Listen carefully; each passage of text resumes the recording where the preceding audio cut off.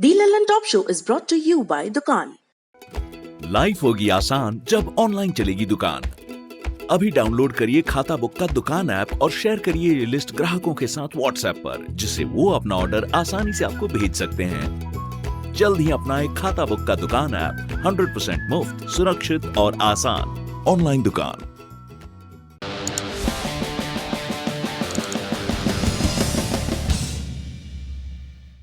ये बात एक दोपहर आत्महत्या की खबर से शुरू हुई थी। आत्महत्या एक मशहूर हस्ती की थी जिसके करोड़ों चाहने वाले थे। ये बात सुशांत सिंह राजपूत से शुरू हुई, फिर पहुंची मेंटल हेल्थ और अवसाद तक। उसके बाद बहस में नए नए टर्म आते रहे। कभी नेपोटिज्म पर बात हुई, कभी परिवार के झगड़े पर, कभी सुशांत सिंह राजपूत की दोस्त रिया चक्रवर्ती की संलिप्तता पर, फिर बात हुई आत्महत्या के लिए उकसाने के मामले पर, बात हुई दो राज्यों की पुलिस के झगड़े पर, और फिर दाखिल हुआ ड्रग्स का कनेक्शन। आरोप प्रत्यारोप चलते रहे, टीवी पर आपको लगातार दिखाए जाते रहे। ऐसा लगा कि जैसे किसी की निजी त्रासदी और न्याय पाने के अभियान का ये जो चलचित्र चल रहा है, उसका 24 घंटे आंखों देखा हाल भारत की जनता को जानना है।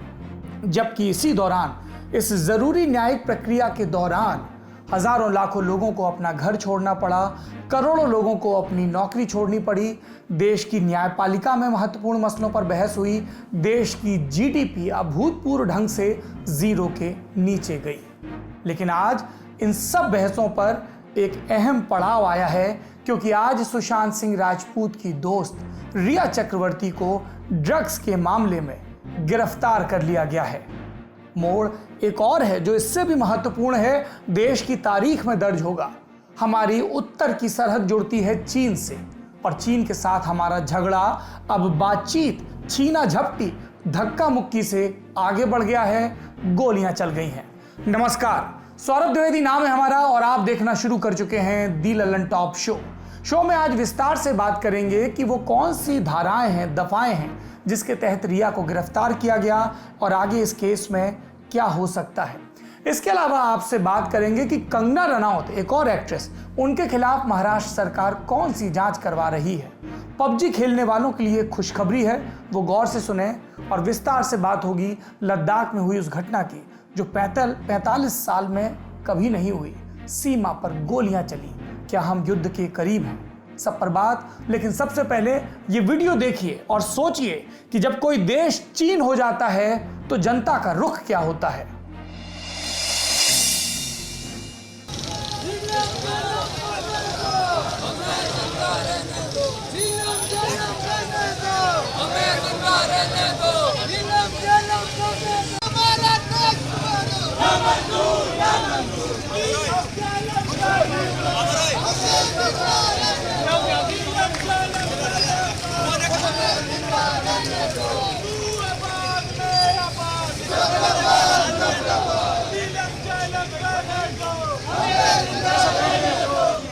लोग नारे लगा रहे हैं कि नीलम झेलम बहने दो, हमें जिंदा रहने दो। ये वीडियो पाकिस्तान के कब्जे वाले कश्मीर की राजधानी मुजफ्फराबाद का है। हाथ में मशाल लिए ये लोग चीन के खिलाफ प्रदर्शन कर रहे हैं। ये लोग नीलम और झेलम नदी पर चीन के बनाए जा रहे एक बहुत बड़े डैम के, यानी कि बांध के विरोध में प्रदर्शन कर रहे हैं। पाकिस्तान के कब्जे वाले कश्मीर के लोग डैम के विरोध में लगातार प्रदर्शन करते रहे हैं। ये कोई नया नहीं है, एक सिलसिले की कड़ी है। जुलाई 2020 के पहले हफ्ते में चीन और पाकिस्तान ने पाकिस्तान के कब्जे वाले कश्मीर में झेलम नदी पर हाइड्रो पावर प्रोजेक्ट के लिए $1.5 अरब का करार किया था। ये योजना चीन के चीन पाकिस्तान इकोनॉमिक कॉरिडोर यानी कि CPEC का हिस्सा है। यहाँ के लोग नहीं चाहते कि चीन उनकी मर्जी के खिलाफ बांध बनाए। उनकी दलील है कि बांध से पर्यावरण को नुकसान होगा, उनके वजूद को खतरा भी हो सकता है। लेकिन पाकिस्तान की सत्ता के लिए चीन की गुलामी, ये प्रोजेक्ट ज्यादा जरूरी है। भारत के जिन नागरिकों पर उसका शासन है, गैर कानूनी ढंग से उनकी इच्छा की चीन को और चीन के जो गुलामी कर रहे हैं मुल्क, उनमें से एक पाकिस्तान को कोई फर्क नहीं पड़ता। विद्वान कह रहे हैं ये नव उपनिवेशवाद है। पहले ब्रिटेन, फ्रांस और दूसरे यूरोपीय देश ऐसे ही कब्जा करते थे, अब चीन करता है। उसने पाकिस्तान को अपनी एक कॉलोनी बना लिया है। इस बांध का विरोध भारत भी कर रहा है। क्योंकि आखिर पाकिस्तान के कब्जे वाला कश्मीर वैधानिक रूप से हमारा है। आज की सुर्खियों की तरफ बढ़ते हैं। पहली सुर्खी कोरोना से जुड़ी है। पिछले 24 घंटे में कोरोना के 75,000 नए केस सामने आए। मौत का आंकड़ा लगातार बढ़ रहा है। पिछले 24 घंटे में 1,133 लोगों की मौत हुई। भारत में अब तक 42,70,000 लोग कोरोना की चपेट में आ चुके हैं। मरने वालों की तादाद कुल 72,700 हो चुकी है।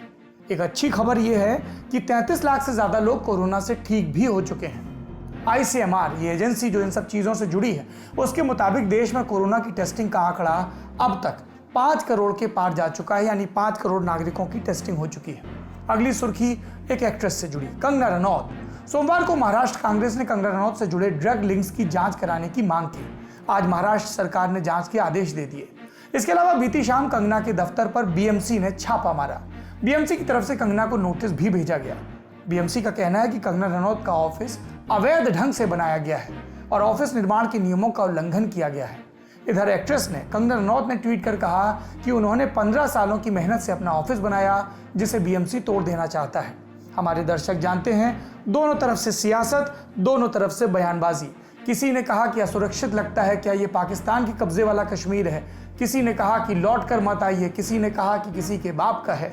बाकी सियासत है, आप लोग खूब समझदार हैं। अगली सुर्खी की तरफ पढ़ते हैं। ये PUBG से जुड़ी है। पिछले हफ्ते भारत सरकार ने 118 चाइनीज ऐप्स पर बैन लगाया था। इसके लपेटे में PUBG मोबाइल और PUBG मोबाइल लाइट दोनों आ गए थे। PUBG के गेम के पीछे साउथ कोरियन कंपनी है, लेकिन इसका जो मोबाइल वर्जन है वो चाइनीज कंपनी टेंसेंट की हिस्सेदारी से है और इसी वजह से ये गेम निपट गया।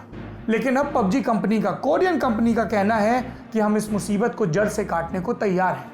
मतलब PUBG अब चाइनीज कंपनी टेंसेंट के साथ कोई नाता इंडिया में नहीं रखेगा। ये बात PUBG कॉरपोरेशन ने एक स्टेटमेंट जारी करके कही। अब देखना यह है कि सरकार इस दलील को मानती है या नहीं। PUBG खेलने वाले मुस्कुरा सकते हैं, पर याद रखिए, इस तरह के गेम आपका बहुत कीमती समय बर्बाद करते हैं। समय जो परिवार के हिस्से, किताब के हिस्से, समाज के हिस्से आ सकता है। जी, मैं घोषित रूप से गेम्स में, इस तरह के गेम्स में समय बर्बाद करने के खिलाफ हूं। आप चाहें तो मेरे इस तर्क को, मेरे इस रुख को नापसंद कर सकते हैं, पर बात तो फिलहाल यही है। अब बढ़ते हैं बड़ी खबर की तरफ। कोई 58 बरस पहले की बात है। सितंबर का महीना था।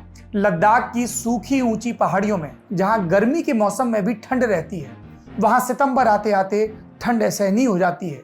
लेकिन इसी ठंड में भारत और चीन के सैनिक आमने सामने खड़े थे। अंग्रेजी में कहें तो फेस ऑफ चल रहा था।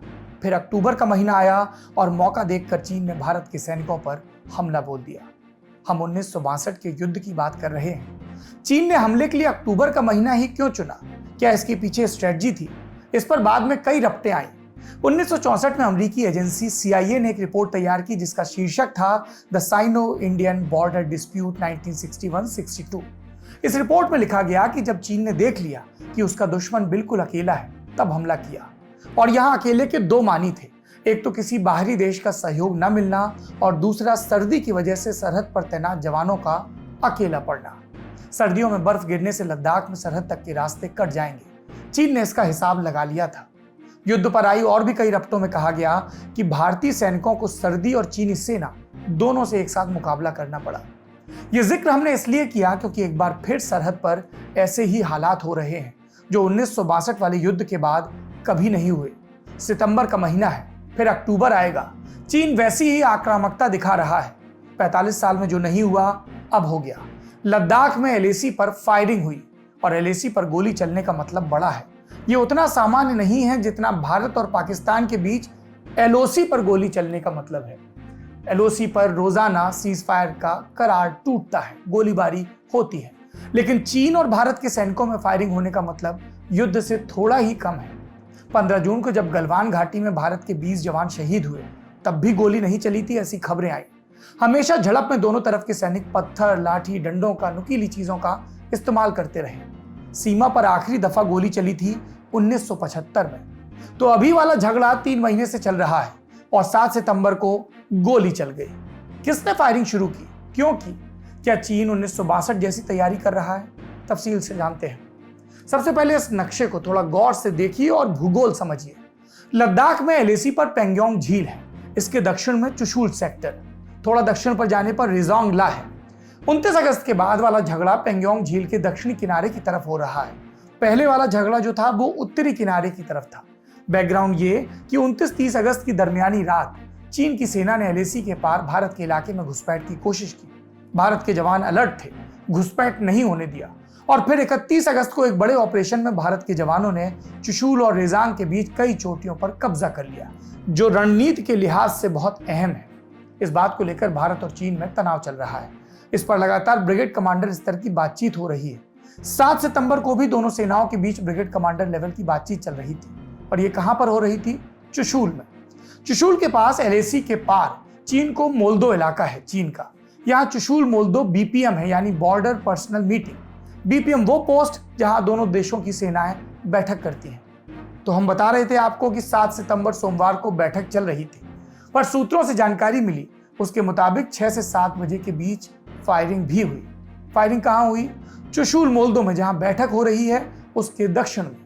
नक्शे में जहां आपको गुरुंग और रेजांग ला दिख रहा है, उसके बीच में पहाड़ी चोटियों पर फायरिंग हुई, लेकिन दोनों तरफ से किसी भी जवान को गोली नहीं लगी, कोई जख्मी नहीं है। सूत्रों के मुताबिक ये घटना बड़ी हो सकती थी, लेकिन दोनों तरफ के सीनियर अधिकारियों ने तुरंत दखल दिया और हालात को संभाल लिया। पेंगोंग झील के दक्षिण किनारे में अभी भारत और चीन दोनों के 10-10 हजार से ज्यादा जवान तैनात हैं, आर्टिलरी गन तैनात हैं, टैंक तैनात हैं। अगर फायरिंग वाली ये घटना थोड़ी बिगड़ जाती तो क्या हो सकता था, अंदाजा लगाना मुश्किल नहीं। तो फायरिंग हो गई, पर गोली चलाई किसने? फायरिंग वाली घटना को लद्दाख से बाहर सबसे पहले चीन ने बताया। सोमवार शाम को फायरिंग हुई और आधी रात को चीन की सेना ने बयान जारी कर दिया। क्या कहा चीन ने? चीनी सेना के प्रवक्ता झांग शुइली ने बयान में कहा कि भारतीय जवानों ने पेंगोंग झील के पास शेनपाओ पर्वत इलाके में अवैध तरीके से एलएसी क्रॉस किया। चीनी सेना ने मांग की कि भारत इस तरह के खतरनाक कदम उठाना बंद करे। जिन जवानों ने एलएसी पार की उन्हें पीछे वापस बुलाए और उकसावे वाली फायरिंग करने वालों को सजा दी जाए। इसके बाद चीन के विदेश मंत्रालय ने भी आज दिन में बयान जारी कर कहा कि भारत ने धमकाने के लिए फायरिंग की। ये तो चीन का पक्ष हो गया। हमारे देश भारत ने क्या कहा? आज भारतीय सेना की तरफ से बयान आया। सेना ने कहा कि भारत तो तनाव कम करना चाहता है, लेकिन चीन लगातार उकसावे वाली हरकतें कर रहा है। भारत ने कभी भी एलएसी को पार नहीं किया और ना ही फायरिंग जैसा कोई आक्रामक रवैया दिखाया। ये पीएलए यानी कि चीन की सेना है जो राजनयिक स्तर पर चल रही बातचीत को धता बताते हुए आक्रामकता दिखा रही है। 7 सितंबर 2020 के दिन, यानी बीते दिन, चीनी सेना ने जवानों ने हमारी एक फॉरवर्ड पोस्ट के करीब आने की कोशिश की। जब हमारे जवानों ने चीन की सेना को रोकने की कोशिश की तो चीन की सेना के सैनिकों ने हवा में फायरिंग की। ये हमारे जवानों को भड़काने के लिए किया गया था, लेकिन इन भड़काऊ हरकतों के बावजूद हमारी सेना संयमित और जिम्मेदारी के ढंग से पेश आई। चीनी सेना लोगों को भ्रमित कर रही है। ये बात भारत की सेना की तरफ से साफ कही गई। सूत्रों से मिली जानकारी के मुताबिक फायरिंग की वजह चीनी सेना का आगे की तरफ बढ़ना ही है। 31 अगस्त को रेजोंग ला के पास भारत ने जिन चोटियों पर कब्जा किया, चीन उनके लिए छटपटा रहा है। चीन चाहता है कि भारत को वहां से पीछे धकेले, क्योंकि इंडियन आर्मी की वो पोजीशन चीन को असहज कर रही है। इसलिए सोमवार को चीन की सेना उन चोटियों की तरफ आगे बढ़ी। भारतीय सेना ने रोकने की कोशिश की और इसी दौरान फायरिंग हुई। इससे पहले 1975 में, आपको ध्यान है ना, मैंने कहा था आखिरी दफा तब गोली चली। 1975 में भारत और चीन के सैनिकों के बीच फायरिंग हुई थी। ये फायरिंग लद्दाख के मोर्चे पर नहीं, अरुणाचल प्रदेश में हुई थी, तुलुंग में हुई थी। और ये फायरिंग क्या थी? एक मिनी वॉर समझ लीजिए, जिसमें तकरीबन 400 चीनी सैनिक मारे गए थे। इसके बाद भी दोनों सेनाओं के बीच गोली न चलने की अंडरस्टैंडिंग बनी। लिखित में 1993 और 1996 में ये करार हुआ कि घुसपैठ होगी भी तो दोनों तरफ की सेनाएं गोली नहीं चलाएंगी। लेकिन पिछले 20-30 साल में जो करार दोनों सेनाओं के बीच हुए, वो इन 2-3 महीनों में कई दफा टूटे। और फायरिंग वाला करार वो भी बीते 24 घंटे में टूट गया। इन हालातों को हम किस तरह से देखें? हमने यही सवाल विशेषज्ञों से पूछा। सुनिए उनको। देखिए, एक्सटर्नल अफेयर्स मिनिस्टर ने तो बिल्कुल सही कहा है, क्योंकि इस समय पर हालत ये है कि भारत और चीन के जो ट्रुप्स हैं वो आमने सामने हैं और दोनों आर्म्ड हैं। तब इस प्रकार की स्थिति होती है जब हॉस्टिलिटीज़, जब टेंशन बढ़ रहा है और दोनों अपोजिंग फोर्सेस जिसको कहते हैं, दोनों सेनाएं जो हैं वो आमने सामने हैं और दोनों के पास हथियार हैं, तो कहीं भी कुछ भी हो सकता है और मामला बिगड़ सकता है। इसलिए ये स्थिति इस समय पर बहुत गंभीर स्थिति है।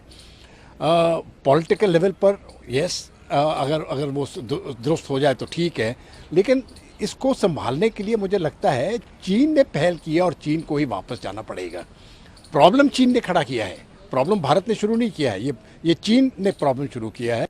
तो कैसे हालात हैं अभी लद्दाख में? इस सवाल का जवाब भारत के विदेश मंत्री के जवाब से लिया जा सकता है।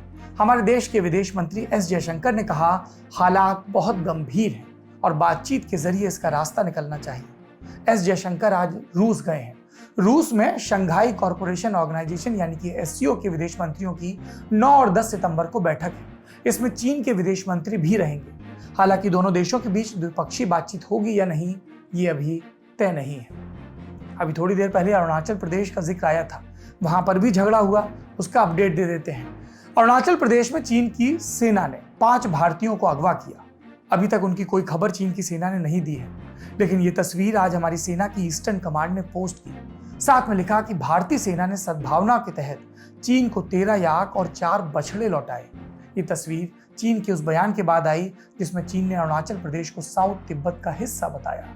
5 लोगों को अगवा करने वाली घटना के बाद दोनों देशों के बीच अरुणाचल प्रदेश में तनाव बढ़ा है। दी ललन टॉप शो में अब बात करेंगे एक्ट्रेस रिया चक्रवर्ती की। नारकोटिक्स कंट्रोल ब्यूरो यानी कि एनसीबी ने रिया चक्रवर्ती को गिरफ्तार कर लिया है। पिछले 3 दिनों से रिया से पूछताछ की जा रही थी और ये लगभग तय था कि उनकी गिरफ्तारी होगी। आज भी उन्हें पूछताछ के लिए बुलाया गया। उनके भाई शौविक चक्रवर्ती के साथ क्रॉस क्वेश्चन भी किए गए। दफ्तर के बाहर मौजूद रिपोर्टर्स खबर दे रहे थे कि पूछताछ के दौरान रिया रोने लगी और फिर करीब 4 बजे उनकी गिरफ्तारी की खबर आई। रिया चक्रवर्ती से पहले उनके भाई शौविक समेत अब तक कुल 10 लोग इस मामले में गिरफ्तार हो चुके हैं और ये मामला सुशांत सिंह राजपूत की मौत से जुड़ा है। पर सीधे तौर पर मौत के मामले में अभी तक किसी की गिरफ्तारी नहीं हुई है। मौत वाले मामले की जांच सीबीआई कर रही है और ये गिरफ्तारियां एनसीबी ने की हैं। अब सुशांत की मौत के बाद ये मामला रिया की गिरफ्तारी तक कैसे पहुंचा, थोड़ा बैकग्राउंडर जान लेते हैं। 14 जून को एक्टर सुशांत सिंह राजपूत अपने फ्लैट में मृत पाए गए। सुसाइड क्यों किया गया, इसके कई एंगल आए, जैसे मानसिक रूप से तनाव में थे, किसी ने काम न मिलने और बॉलीवुड के नेपोटिज्म को भी वजह बताया। ये सब जांचें मुंबई पुलिस कर रही थी। फिर पटना में सुशांत के पिता के सिंह ने एक एफआईआर दर्ज करवाई। एफआईआर में रिया चक्रवर्ती पर सुशांत को मौत के लिए उकसाने समेत कई गंभीर आरोप लगाए और वहां से रिया इस केस में आरोपी हो गई। फिर जब बिहार पुलिस और मुंबई पुलिस में मौत की जांच को लेकर झगड़ा हुआ तो सुप्रीम कोर्ट ने केस सीबीआई को सौंप दिया। सीबीआई इस मौत के मामले की जांच कर रही है, लेकिन इसी दौरान रिया और उनके भाई की चैट से ड्रग्स की बात भी सामने आई तो एनसीबी ने केस दर्ज कर जांच शुरू कर दी।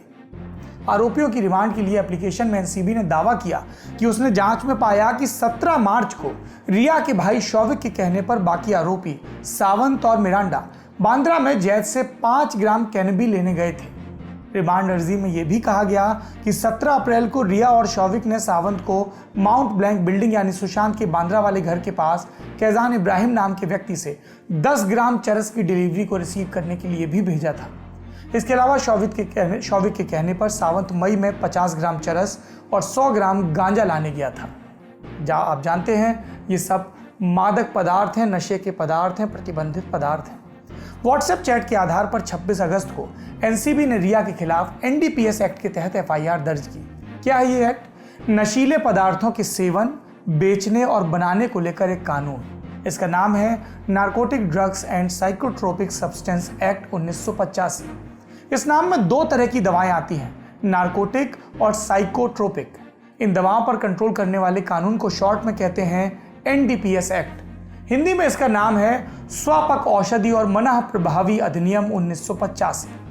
इस कानून को नशीली दवा और मादक पदार्थ अधिनियम 1985 भी कहते हैं। संसद ने चूंकि साल 1985 में से पास किया था, इसलिए ये नंबर जुड़ा है। ये कानून किसी एक व्यक्ति को नशीली दवाओं के निर्माण, उत्पादन, खेती, स्वामित्व, खरीद, भंडारण, परिवहन या उपभोग के लिए प्रतिबंधित करता है। एनडीपीएस एक्ट के तहत प्रतिबंधित दवाओं की एक लिस्ट जारी होती है। ये लिस्ट केंद्र की सरकार जारी करती है। समय समय पर इसमें बदलाव भी होते हैं। राज्य सरकारें भी सलाह देती हैं और सिफारिश करती हैं। हमने आपको पहले बताया, लिस्ट में 2 तरह की दवाएं होती हैं। पहली नारकोटिक यानी कि नींद लाने वाले ड्रग्स।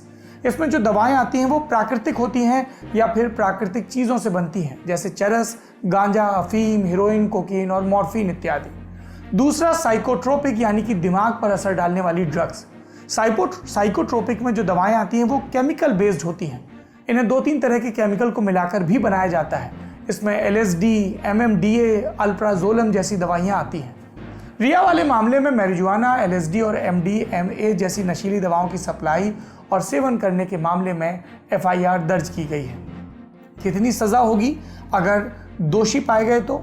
NDPS एक्ट के तहत मुख्य रूप से 3 तरह की सजाएं होती हैं। ये सजाएं प्रतिबंधित पदार्थों की मात्रा के आधार पर तय होती हैं। अगर कम मात्रा है तो 1 साल की सजा या फिर 10,000 रुपए का जुर्माना, दोनों एक साथ भी हो सकते हैं। इस तरह का अपराध जमानती होता है, यानी आसानी से बेल मिल जाती है। दूसरा है कमर्शियल क्वांटिटी। इसके तहत 10 से 20 साल तक की सजा हो सकती है, 1 से 2 लाख रुपए तक का जुर्माना हो सकता है। ये अपराध गैर जमानती होता है, पकड़े जाने पर जमानत नहीं मिलती। तीसरा है अल्प मात्रा और वाणिज्यिक मात्रा के बीच की मात्रा। इसमें 10 साल तक की सजा और 1 लाख रुपए का जुर्माना है, दोनों एक साथ भी हो सकते हैं। और ऐसे मामलों में जमानत मिलना या न मिलना पकड़े गए नशीले पदार्थ, पुलिस की धाराओं और विवेचना पर निर्भर करता है। अनुमान लगाया जा रहा है कि रिया के मामले में पहले तरह की सजा हो सकती है यदि वो दोषी पाई गई तो, यानी 1 साल तक की कैद या फिर 10,000 रुपए तक का जुर्माना। खबरें ये भी आ रही हैं कि रिया ने कुछ बॉलीवुड से जुड़े लोगों के नाम लिए, उनके खिलाफ भी जांच शुरू हो सकती है। एक अपडेट और है, महाराष्ट्र सरकार ने भी कंगना रनौत, एक और एक्ट्रेस हैं, उनके खिलाफ इस मामले में जांच शुरू की है। रिया की गिरफ्तारी को सुशांत केस से जोड़कर जरूर देखना चाहिए, लेकिन ये सजा सीधे तौर पर मौत के मामले में नहीं है। इस तकनीकी भेद को भी याद रखना चाहिए। आज के शो में बस इतना ही। जाते जाते आपको सुनाते हैं कवि अरुण कमल की ये कविता। बस इसलिए कि तुम्हारे देश में हूँ और तुम मुझे 2 मुट्ठी अन्न देते हो और रहने को कोठरी, मैं चुप रहूं। इतना तो मुझे वहां भी मिल जाता, या इससे भी ज्यादा बहुत कुछ, अगर इतना बस सीख जाता कि कहीं कुछ भी हो बस नजर फेर लो। कैसा समाज है जो अपनी ही देह की मैल से डरता है, कैसी देह है जो अपने ही नाखून से डरती है। लोग तो बोलते ही रहते हैं, इतने अखबार, पत्रिकाएं, फिल्म, टेलीविजन लगातार, फिर भी ऐसा क्या था जो बोलने में रह गया? ऐसा क्या था जिसका बोलना खतरनाक था? मैंने कुछ भी तो नहीं किया, बस एक निशान छूट रहा था जो लगा दिया। घुटना, कंधा या कमर, चाहे जैसा हो दर्द, डॉक्टर ऑर्थो आपको देता है दर्द से पूरी आजादी, एक भरपूर जिंदगी।